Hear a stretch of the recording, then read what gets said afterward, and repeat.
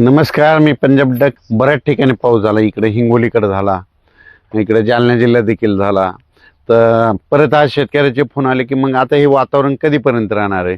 तर राज्यातल्या सर्व शेतकऱ्याला सांगू इच्छितो की राज्यामध्ये सांगायचं झालं तर 16 तारखेपासून मात्र परत राज्यात थंडी मात्र पूर्वपदावर येणार आहे.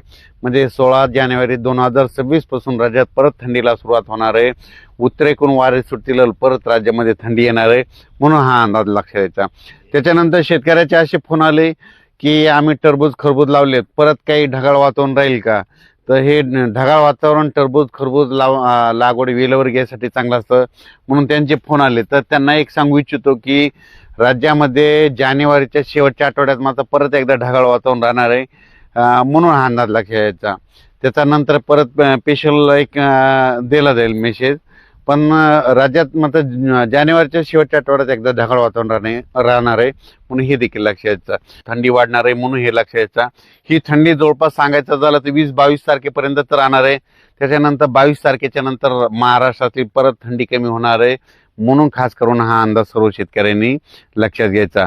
पण आता हे जे कालचा जे पाऊस आहे म्हणजे 12-13च्या दरम्यान पडलेला, ज्या ज्या भागात पडला त्या भागातल्या कांदा शेतकरी असो, डाळिंब शेतकरी असो, द्राक्ष शेतकऱ्यांना सांगू इच्छितो की उद्याच्याला मात्र बऱ्याच भागामध्ये धुकं देखील दिसणार आहे, धुळी देखील येणार आहे, म्हणून हा अंदाज लक्षात घ्यायचा आणि आपण आपल्या फवारणीचं नियोजन करायचं. त्याच्यानंतर सातारा, सांगली, सोलापूर, कोल्हापूरकडं देखील पाऊस पडला. तिथल्या ऊसतोड कामगारांना सांगू इच्छितो की आता तुमच्याकडे काही पाऊस येणार नाही. आणि कर्नाटकमध्ये देखील हीच परिस्थिती राहणार आहे. कर्नाटक आणि महाराष्ट्राचे काही भागातले जे जिल्हे आहेत, म्हणून हा अंदाज सर्व शेतकऱ्यांनी लक्षात द्यायचा. अचानक वातावरणात बदल झाला तर परत एक शेतकऱ्याला एक मेसेज दिला जाईल. धन्यवाद.